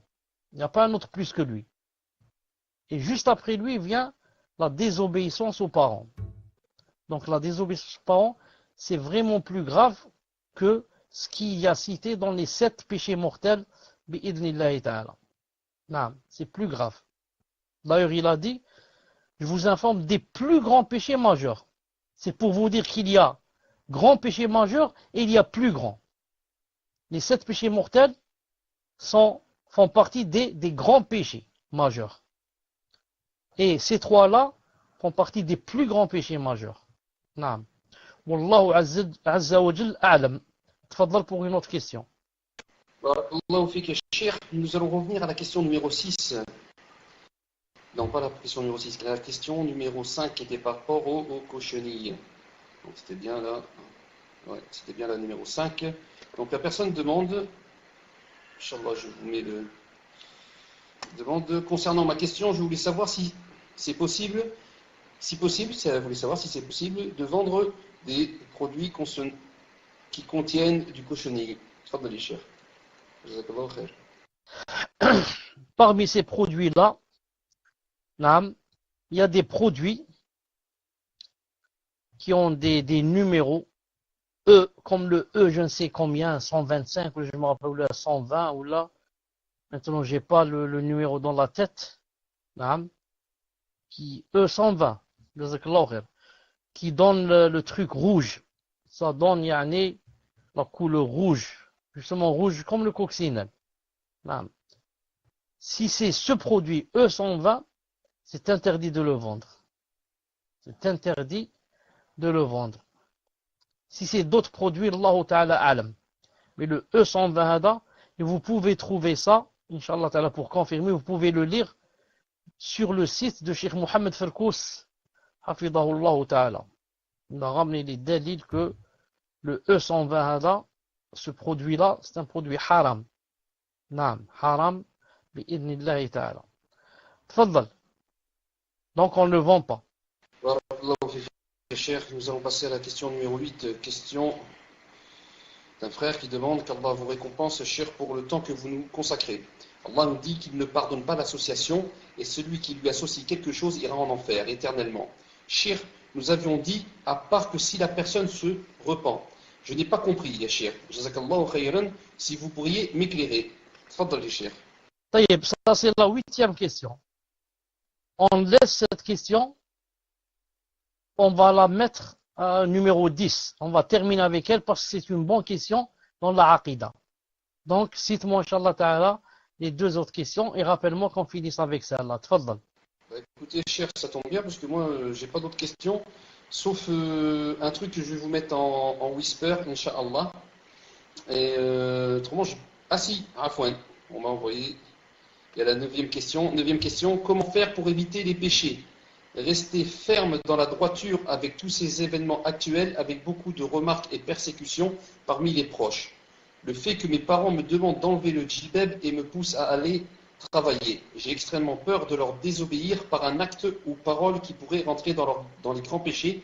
Comment dois-je réagir? Barakallahu fikoum. Tfaddal ya Cheikh. Wa jazakallahu khair. La hawla wa la quwwata illa billah, wallah al-musta'an. Vous savez que le prophète a dit que la ta'ata li makhlouq fi ma'siyati al-khaliq. Et il a dit aussi innama ta'atu fil ma'ruf. Donc le prophète a bien montré que on ne doit jamais obéir à une personne si c'est au détriment de quoi? Pour désobéir à Allah subhanahu wa ta'ala. J'ajoute, même si ce sont les parents. Si c'est mon père qui me dit, va m'acheter de l'alcool, je ne lui achète pas. Si c'est ma mère qui me dit, va m'acheter des cigarettes, je ne lui achète pas. Alors que c'est ma mère et c'est mon père. Et Allah Ta'ala m'a demandé d'obéir à mon père et à ma mère. Mais il m'a dit, attention, que tu leur obéisses dans quelque chose qui est haram et qui attire ma colère. Donc, si mon père me demande de lui acheter de l'alcool et ma mère de lui acheter de la cigarette, quand je leur désobéis et je ne leur achète pas, ça veut dire j'ai obéi à Allah Ta'ala, et Allah Ta'ala est ravi de moi et content de moi et me donne des récompenses. Vous voyez? Je ne sais pas si vous avez compris. Obéir aux parents, c'est l'une des plus grandes adorations qui donne le plus de récompenses. Parmi celles qui donnent le plus de récompenses. Mais, à condition que ça ne soit pas au détriment de quoi? Et je vais maintenant désobéir à Allah Ta'ala. Et maintenant, si je fais le contraire, Je leur désobéis à eux auxquels Allah Ta'ala m'a ordonné de leur obéir. Maintenant, je vais leur désobéir pour le visage d'Allah subhanahu wa ta'ala. Non. Pour ravir Allah Ta'ala et ne pas le courroucer. Dans ce cas, je vais avoir des récompenses. Mais il y a une chose. Quand je désobéis à mon père, cela n'implique pas obligatoirement que je dois crier sur lui, ou l'insulter, ou le frapper. Non. Il y a mille et une façons de savoir comment trouver avec sagesse, comment lui expliquer que je ne peux pas faire cette chose. C'est tout. Il y a Abi, je t'aime beaucoup. Il y a Ummi, je t'aime beaucoup. Naam. Et pour te prouver que je t'aime beaucoup et que je veux t'obéir et que juste pour cette chose je ne veux pas passer haram, je te donne la preuve. Envoie-moi maintenant de Paris jusqu'à Marseille à pied. Je vais à pied t'acheter les légumes, naam, et t'acheter les fraises, et t'acheter les bananes et du poisson et revenir à pied. Je vais aller, pour te ravir, je vais aller à pied. Naam. Mais ça ne veut pas dire que quand je veux pas t'acheter des cigarettes que je t'aime pas ou que je suis contre toi ou que je veux te désobéir. Je veux te dire seulement que c'est haram. Allah Ta'ala a dit c'est haram, naam, de fumer les cigarettes, c'est haram de boire l'alcool. Maintenant, si quelqu'un veut boire, si quelqu'un veut fumer, alors qu'il achète lui-même. C'est tout. Ne m'envoie pas moi. Naam. Tu veux toi boire ou là, moi je te dis que c'est pas bien de boire, c'est haram, mais si tu veux boire, à la rigueur, ne m'implique pas. Ne m'implique pas, c'est tout, il y a Abi, c'est tout, il y a Ummi. Mais envoie-moi où tu veux, je t'achète avec mon argent et tout ce que tu veux, bi'idnillahi ta'ala. Non. Donc je voulais dire, maintenant, par rapport à enlever le djilbab et pousser à aller travailler, etc., ce ne sont pas des choses faciles. Enlever le djilbab, ce n'est pas une chose facile. Non. Et en même temps, des fois, certains ont des pressions et ont des choses. Et des fois, les parents, ils ont une certaine, ils ont des fois raison, dans ce sens où, par exemple, lorsqu'ils font cette chose, ils la font par peur pour leurs enfants. Quand je dis il a raison, c'est pas il a raison, ça veut dire il faut enlever le djilbab. Mais il a raison quand il a peur, c'est tout. Quand ton père ou ta mère ont peur que tu sortes, qu'il t'arrive des problèmes, etc., dans cette chose, ils ont raison. Qui n'a pas peur pour ses enfants? Qui n'a pas peur pour ses enfants? Mais, comme la plupart de nos parents, ils n'ont pas de science, ne connaissent pas bien la religion. Alors, ils ne cherchent pas à savoir, est-ce que cette chose est permise ou pas. Le muhim, il ne faut pas sortir comme ça pour qu'il ne t'arrive pas de problème. Le muhim, il faut raser la barbe pour qu'il ne t'arrive pas de problème. Le muhim, enlève le djilbab et met un jean pour qu'il ne t'arrive pas de problème. Et comme ça. Donc, ils ne voient pas, masakin, ils ne voient pas le côté religieux, le côté sentimental, c'est tout. Côté sentimental. C'est pour cela que, comme j'ai dit la fois passée, pour une réponse à une question pareille, si je dois enlever mon djilbab à cause de mes parents qui ont peur pour moi, etc., il faut carrément, je dis franchement, il faut contacter un savant qui peut donner une fatwa. Comme Cheikh Fawzan, la converti lui a demandé que les parents djilbab. Salam alaikum. Est-ce que vous m'entendez? J'étais déconnecté. Donc je dis, comme cette reconvertie qui avait demandé à Cheikh Fawzan, il a demandé une fatwa. Il lui a répondu que, parce qu'on lui a dit, si tu mets ces choses-là, on va te jeter dans la rue. Il a dit, Ma'lish, ma fille, patiente, couvre-toi d'autres choses, pas obligé de djilbab, mais d'autres choses. Couvre tes cheveux, couvre ton corps avec quelque chose de large, etc. Le temps que Allah subhanahu wa ta'ala te fasse une solution, que tu te maries, ou bien tu deviennes majeur, ou bien que tu habites seul et comme ça. Ça, c'est qui peut donner une chose pareille? Un savant. Quelqu'un comme moi, je vous donne juste des conseils, mais je ne peux pas donner des fatwas. Une fatwa, il va enlever le djilbab à cause de tes parents, et à cause du tort que maintenant lorsqu'ils défoncent les portes, lorsqu'ils font les perquisitions, lorsqu'ils cassent tout, Je ne peux pas donner de fatwa, il faut contacter les savants bi'idhnillahi subhanahu wa ta'ala. Car je sais que toute chose en islam a une solution. Et que tout haraj est éloigné. Haraj, ça veut dire chose qui fait mal, contrainte, chose qui désagrément. Tout ça en islam, il n'y a pas. Il y a toujours une réponse de savant pour éloigner le haraj bi'idhnillahi ta'ala. Tfaddal. D'ailleurs, il y a une fatwa de Cheikh Ferkouz qui explique bien tout ça par rapport à ce que vous avez dit. Tout ce qui est désagrément, et ainsi de suite. Donc, je vais poser la 9e question, puisque celle-là était la 8e. Donc, je vais poser la 9e question qui vient des frères de Bordeaux. Le délaissement de la prière est-il compris dans l'associationnisme, dans les 7 péchés mortels? Je recommence. Le délaissement de la prière, évitez de m'écrire, parce que je pose la question. Le délaissement de la prière est-il compris dans l'associationnisme dans les 7 péchés mortels et les grands péchés majeurs que le prophète sallallahu alayhi wa sallam a cités? Je te rappelle, Akhi Mahmoud, que tu avais dit que tu allais envoyer quelque chose en whisper et que je n'ai pas encore reçu. Je passe un salam chaud aux frères de Bordeaux. Et qu'Allah subhanahu wa ta'ala préserve tous les frères et toutes les sœurs, bi'idhnillahi subhanahu wa ta'ala, surtout dans ces moments difficiles. Ensuite, hier, attendez si c'est hier ou avant-hier. Il y a un couple, j'ai oublié de leur demander de quelle ville ils sont venus de France. Mais un jeune, attendez, je lis ça.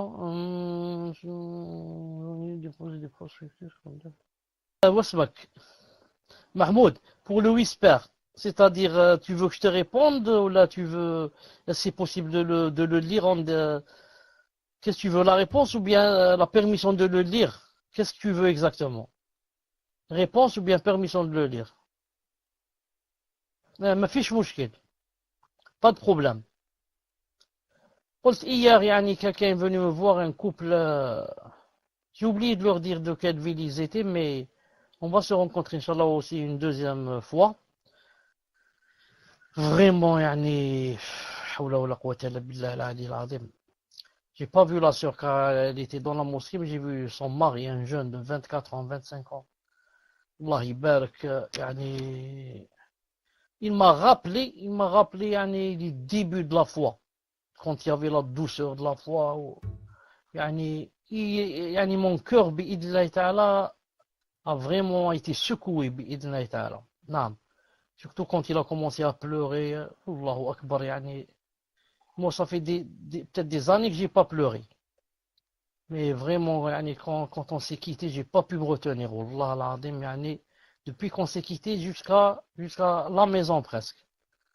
Subhanallah, pour ce qui m'a rappelé, les débuts. Maintenant, les gens, qu'est-ce qu'ils ont? Du matin au soir, le hasad dans le cœur, la haine, vouloir critiquer son frère, vouloir le tomber, jusqu'à donner une impression que tous les frères de France sont comme ça. C'est pas vrai, ils sont pas comme ça.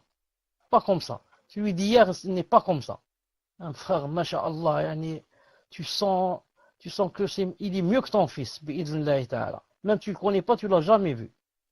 C'est pas tous les frères de France, ni toutes les sœurs de France qui ont ce caractère de haine et de vengeance et de vouloir faire tomber les gens et vouloir que Allah ta'ala nous préserve. Al-Muhim. On était où? Peut-être que faut ce qu'on était. Le délaissement de la prière est-il compris dans l'associationnisme, dans les 7 péchés mortels et les grands péchés majeurs que le prophète a cités? Je dis. Le délaissement de la prière, ou plutôt la réponse à cette question, se base sur est-ce que le délaissement de la prière, c'est du shirk? Le hadith a cité que c'est du shirk. Et a cité aussi que c'est du kufr. Mais, est-ce qu'il parlait du grand shirk et du grand kufr? Ou bien du petit shirk et du petit kufr?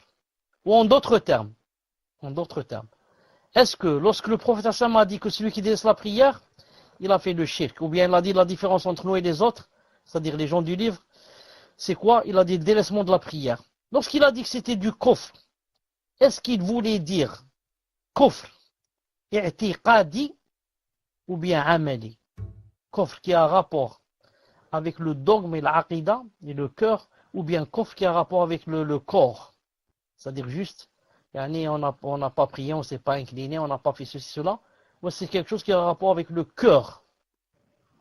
Comme le dit bien Cheikh Al-Albani rahimahullah ta'ala. Donc, d'après la réponse à cette question, on va dire s'il rentre dans les 7 grands péchés mortels et les grands péchés majeurs ou il ne rentre pas. Si on prend de l'avis de Cheikh Al-Albani rahimahullah ta'ala, qui va dire que ce n'est pas, il ne rentre pas dans le grand shirk et le grand kufr, qu'est-ce qu'il devient? Il devient seulement un grand péché. Il devient seulement un grand péché. Si on va prendre l'avis des autres, la plupart des savants, que ça rentre donc vraiment dans le grand shirk et ça devient dans le kufr. Et si on meurt sans prière, on ne va jamais sortir de l'enfer. Mais pour résumer et joindre entre les deux avis, on va dire que dans tous les cas, celui qui meurt et va rencontrer Allah Azza wa Jal sans prière, c'est vraiment grave pour lui, vraiment très très grave pour lui. C'est vraiment grave pour lui, même s'il croyait, en la prière et en son obligation, mais l'a délaissé juste par paresse. Même si on prend cet avis de Cheikh Al-Albani rahimahullah et des 4 imams, grands imams entre parenthèses, mais comme dit Omar ibn Khattab radiyallahu ta'ala, il a dit la hadha fil islam liman la salata lahu. Il a dit celui qui n'a pas de salat en islam, il n'a rien. La hadha lahu. Il n'a aucune chance, aucune faveur, rien pour celui qui ne prie pas. Donc rencontrer Allah ta'ala sans prière, c'est vraiment très grave. Vraiment très grave. Allah Azza wa Jalla alim qu'Allah Ta'ala nous aide, car pour prier déjà, c'est Allah Ta'ala qui t'aide. Si Allah Ta'ala se détourne de toi et te laisse seul, tu vas abandonner la prière. Tu vas trouver qu'elle est très difficile et très lourde. Surtout lorsqu'il fait froid et surtout la prière du Fajr, la prière du Isha, etc. Donc nous, on devrait, toujours montrer à Allah Azza wa Jalla notre pauvreté à lui. Qu'on a besoin de son aide. Et quand Allah Azza wa Jalla aide quelqu'un, il lui facilite la chose difficile. Et la prière va te paraître très facile. Tu vas même trouver une joie à la faire. Subhanallah al-Azim. Tfadal pour donc l'autre question. Je voulais juste rajouter par rapport à ce que vous avez dit pour les frères et sœurs de France. Ça, c'est vrai ce que vous dites, et que ce sont eux le plus souvent qui sont sollicités pour des demandes de dons et font preuve de beaucoup de générosité et de beaucoup de gentillesse et de compassion envers leurs frères et sœurs. Voilà, c'est tout ce que je voulais rajouter. Donc on va passer à ce que je vous ai envoyé. Inch'Allah. Donc la question c'est un conseil. Donc la personne demande un conseil. Est-ce une bonne idée de déposer des prospectus contre Daesh dans les boîtes aux lettres afin de mes voisins? Est-ce une bonne idée de déposer des prospectus contre Daesh dans les boîtes aux lettres de mes voisins musulmans et non musulmans, ou cela pourrait-il me porter préjudice? En général, c'est une bonne idée. Ça peut même permettre à beaucoup, peut-être, de connaître la vérité qu'ils ne la savent pas. Beaucoup de gens ne connaissent pas la vérité et croient que c'est l'islam qui a ordonné cela. Mais chacun connaît ses voisins mieux que toutes les autres personnes. Si maintenant moi je sais que parmi mes voisins, il y a X par exemple des gens qui est vraiment contre l'islam et qui me connaît, il sait que j'habite avec lui et qui, si je lui mets dans sa boîte aux lettres, il va savoir que c'est moi et il risque de me faire des problèmes. Car le moindre problème c'est quoi? Le moindre, c'est qu'ils te disent est-ce que c'est vous qui avez mis ça? Et tu vas lui mentir. Car c'est quelqu'un à problème. Il va te faire beaucoup de problèmes si tu dis c'est moi. Donc, maintenant il va me pousser à mentir, je vais lui dire c'est pas moi. Donc à quoi ça sert que je fasse la da'wa tout en faisant des péchés, des grands péchés, les mensonges? Donc cette personne spécialement, je ne mets pas dans sa boîte à lettres. Vous avez compris? Entre parenthèses, on dit boîte à lettres et boîte aux lettres. Les deux, c'est juste. Comme on dit sac à dos et sac au dos. Sac au dos, sac à dos. Les deux, c'est juste. Donc, on ne met pas dans sa boîte à lettres. On ne met pas. Mais on met dans les autres boîtes. Si on sait qu'Inch'Allah Ta'ala, on ne va pas avoir de problème. Mais si tu sais que les choses sont en ébullition et que ça risque de te faire des problèmes, ce n'est pas une obligation pour toi pour faire cette chose. Wallahu ta'ala a'lam. Tfadal. Donc on va retourner à la question numéro 8 que vous avez dit qu'on garderait pour la dernière. Donc je la pose. Qu'Allah vous récompense, Cheikh, pour le temps que vous nous consacrez. Allah nous dit qu'il ne pardonne pas l'association et celui qui lui associe quelque chose ira en enfer éternellement. Cheikh, nous avions dit à part que si la personne se repent. Je n'ai pas compris, ya Cheikh, jazakallahu khayran, si vous pourriez m'éclairer. Donc je rappelle que c'est la dernière question. Jazakallahu khayran. Naam. Donc à part les versets où Allah subhanahu wa ta'ala a dit que Inna Allah la yaghfiru an yushraka bih wa yaghfiru ma duna dhalika liman yasha. Les versets où Allah ta'ala a dit que Allah ta'ala ne pardonne pas que on lui fasse l'association et qu'il pardonne à part ça à qui il veut. Il a dit aussi, je mets le verset ici, une seconde, taïb. Je ne peux pas écrire, attendez, je vais voir pourquoi je ne peux pas écrire. Voilà, maintenant je peux écrire. Il a dit aussi, ce verset, وَلَقَدْ أُوحِيَ إِلَيْكَ وَإِلَى الَّذِينَ مِنْ قَبْلِكَ لَئِنْ أَشْرَكْتَ لَيَحْبَطَنَّ عَمَلُكَ وَلَا تَكُونَنَّ مِنَ الْخَاسِرِينَ. Donc il a dit ça à qui? Au prophète alayhi salam. Qu'est-ce qu'il lui a dit? En effet, il t'a été révélé à toi, Muhammad alayhi salam, ainsi qu'à ceux qui t'ont précédé, que si tu donnes des associés à Allah, ton œuvre sera certes vaine et tu seras très certainement du nombre des perdants. Donc écrivez numéro 1 si vous voyez ce que j'ai écrit. Donc ici le khitab, Allah Ta'ala parle à qui? Parle à sa meilleure créature, parle au prophète alayhi salam. Il lui dit, écoute, il t'a été révélé, ainsi que ceux qui t'ont précédé, que toi, ya Muhammad, toi, si tu donnes des associés à Allah, ton œuvre sera vaine, tout ce que tu as fait sera vain. Et tu seras des nombres des perdants Yawm al-Qiyamah quand tu vas me rencontrer. Donc, qu'en est-il par rapport à nous? Comme j'ai dit tout à l'heure, c'est pour ça que le shirk, c'est vraiment le plus grand péché des péchés. Al-Muhim. La question, il a dit, mais je ne comprends pas, à part, lorsque j'ai dit, à part si la personne se repent. Je n'ai pas compris ça. Je vais te faire comprendre d'une façon très simple, bi'idhnillahi subhanahu wa ta'ala. C'est-à-dire que, tant que tu n'as pas rencontré Allah ta'ala avec le shirk, tu es mort sur le tawhid, Allah Azza wa Jal peut te pardonner tout ce que tu as fait comme péché, à condition que tu n'as pas fait, tu n'es pas venu vers lui avec le grand shirk. En d'autres termes, si dans cette vie, maintenant que tu vas vivre 20, 30 ans, 40 ans, une personne va être chrétienne, va être bouddhiste, va être, je ne sais pas, elle adore les tombes, non, elle adore je ne sais quoi, non, même si elle va rester sur ce shirk pendant des années, mais non, elle va faire la tauba avant de mourir, soit une année avant de mourir, 10 ans, 5 minutes avant de mourir, al-muhim, elle ne doit pas rencontrer Allah Ta'ala avec le shirk, c'est-à-dire elle doit se repentir, il faut qu'elle fasse le repentir ici, il faut qu'elle fasse le repentir si elle a fait le shirk. Si c'est comme ça, Allah Ta'ala peut lui pardonner tous les péchés, tous les autres péchés, si elle meurt, si elle le rencontre avec les autres péchés, la zina, l'alcool, Allah Ta'ala peut lui pardonner s'il veut. S'il ne veut pas, il le fait entrer en enfer, il le fait sortir, il le purifie, il le fait sortir. Par contre, s'il le rencontre avec le grand shirk, c'est très grave et trop tard pour lui. Il ne lui pardonnera pas. Donc, conclusion. Faire le shirk, c'est très grave. On parle du grand shirk surtout. faire le grand shirk, c'est très grave. Mais c'est encore plus grave si on meurt avec le grand shirk.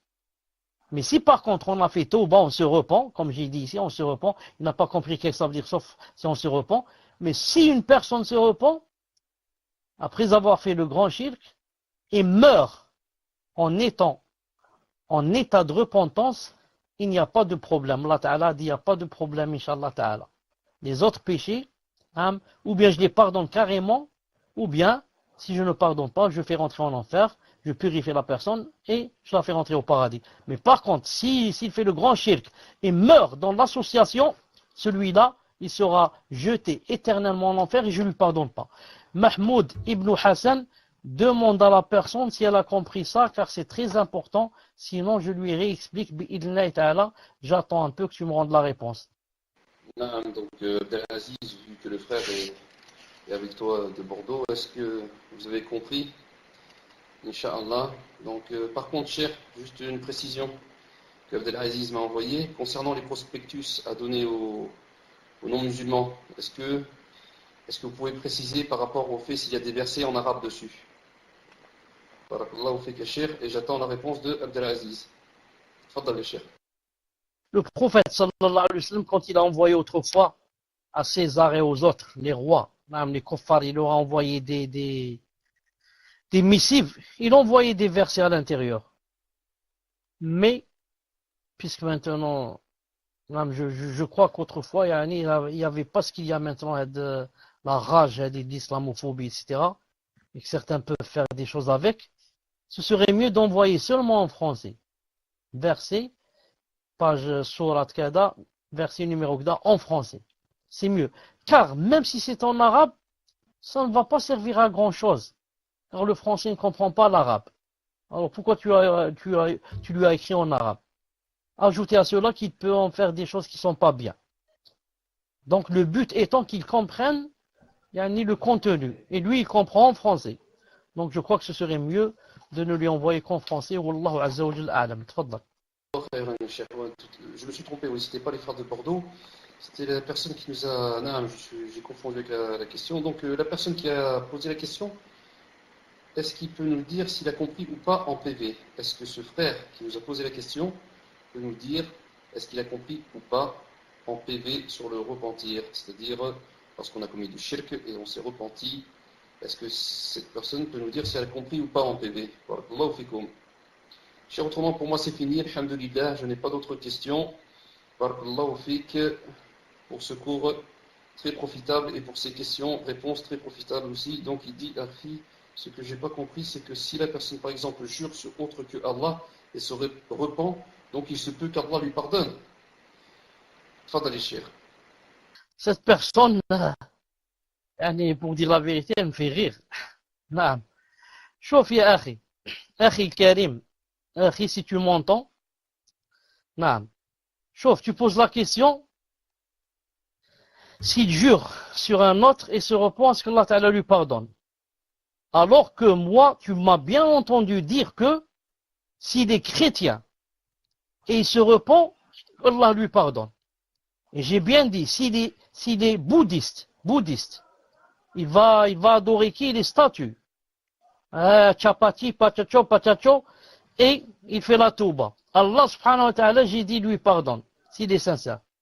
Et toi, tu demandes maintenant s'il jure par un autre par Allah, s'il lui pardonne ou il lui pardonne pas. Non. Mahmoud, je te donne le micro. Vu que, bien sûr, Allah Azzawajal pardonne tous les péchés, il suffit de se repentir avant. Le fait même le fait de jurer par Allah Azzawajal ne rentre pas dans la grande association. Je vous ai pas entendu à la fin parce que ça coupait chez moi. Donc je pense que c'est ça ce que vous me demandez. S'il se repent, il est sincère. Est-ce que d'après toi, s'il fait, il jure sur un... Est-ce que vous m'entendez? Subhanallah al-Azim, j'ai eu des difficultés pour prendre le micro. Est-ce que vous m'entendez? Ah, vous m'entendez, alhamdoulilah. Donc, voilà, c'est ce que je voulais la réponse. Quand on jure, naam, sur quelqu'un au lieu de jurer sur Allah. On a fait du shirk. Mais c'est une petite association, c'est pas la grande. Et quand on est bouddhiste ou bien on est chrétien, on a fait la grande association, la pire des associations. Celle-là, la pire des associations, si la personne se repent avant de mourir, c'est-à-dire maintenant qu'elle est en vie, si elle est sincère, Allah Ta'ala lui pardonne. Alors, comment Allah Ta'ala va-t-il pardonner la grande association et il ne pardonne pas la petite association? Naam. Donc, réponse, Allah Ta'ala pardonne naam, la petite association puisqu'il pardonne la grande association bi'idnillahi azza wa jal. Voilà, Inch'Allah Ta'ala, pour aujourd'hui. On va se rencontrer lundi, Inch'Allah Ta'ala, si je suis disponible. Vous me suivez sur Twitter, bi'idnillahi Ta'ala. Je te donne le micro pour me rendre le salam. سبحانك اللهم وبحمدك اشهد ان لا اله الا انت استغفرك واتوب اليك السلام عليكم ورحمه الله وبركاته عفوا comment dirais-je, je me suis trompé, je croyais qu'on était samedi, c'est pour ça que j'ai dit lundi, donc on est quoi exactement aujourd'hui? On est mercredi, donc Inch'Allah Ta'ala, rendez-vous samedi bi'idnillahi subhanahu wa ta'ala. On est mercredi, c'est ça, rendez-vous Inch'Allah Ta'ala samedi. Salam alaikum wa rahmatullah. Rends-moi le salam. Parce que ça nous paraissait très lointain. Donc je vous repasse le salam. Wa alaikum salam wa rahmatullahi wa barakatuh wa barakallahu fika, Cheikh.